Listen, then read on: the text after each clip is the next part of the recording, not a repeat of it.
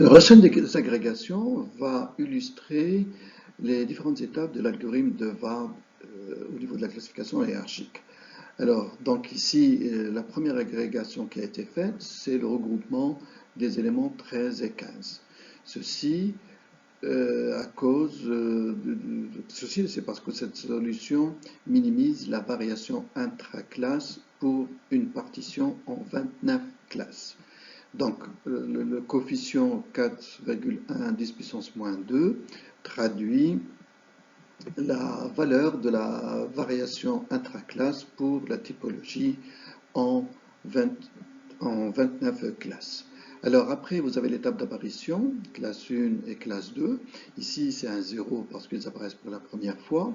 Et puis, on vous dit que la classe qui vient d'être formée par les éléments 13 et 15, vous allez la retrouver au niveau de l'étape 2. Alors au niveau de l'étape 2, on va regarder toutes les solutions en 28 classes. Et pour chacune d'elles, on calcule la somme des carrés intraclasses. La meilleure solution sera celle pour laquelle la somme des carrés intraclasses va être minimale. Donc ici, il correspond au cas où on agrège les éléments 13 et 24. Donc le coefficient, c'est 0,39. On vous rappelle que la première classe est apparue au niveau de l'étape 1 et que la deuxième classe apparaît pour la première fois. Alors la classe qui vient d'être formée, vous allez la retrouver avec, au niveau de l'étape 18. Alors l'algorithme, donc on va réitérer cet algorithme jusqu'à la dernière étape où il ne resterait qu'une seule classe, d'accord?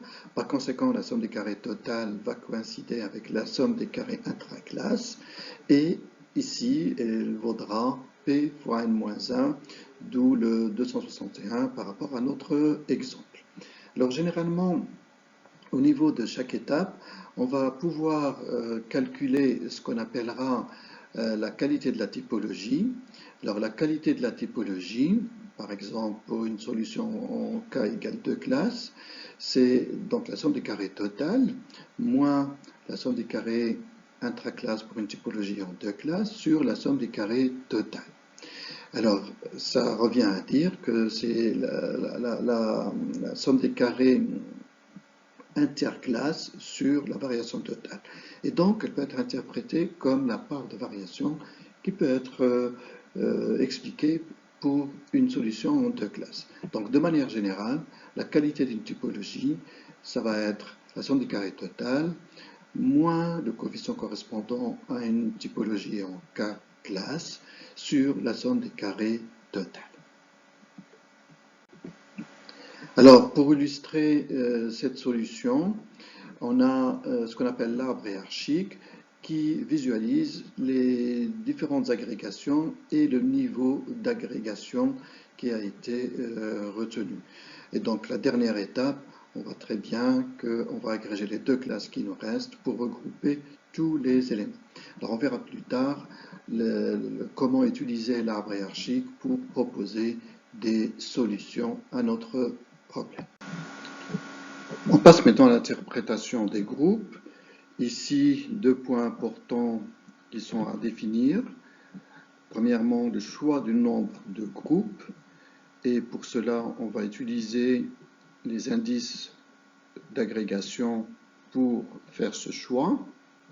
Deuxièmement, la description des groupes basés sur les variables de classification. Alors, par rapport au premier point, l'ACP peut être un outil assez intéressant pour nous aider dans le choix du nombre de groupes.